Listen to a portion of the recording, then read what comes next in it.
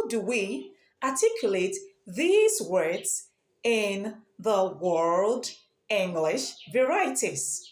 In Nigerian English variety, they are swallow, wallow, squallow, dwarf, suave, and yacht, yacht, and yacht. In the standard British and American English, these words are pronounced as swallow, squall, wallow, dwarf, suave, and yacht. If you like my video, remember to like, share, subscribe, and follow. Bye-bye.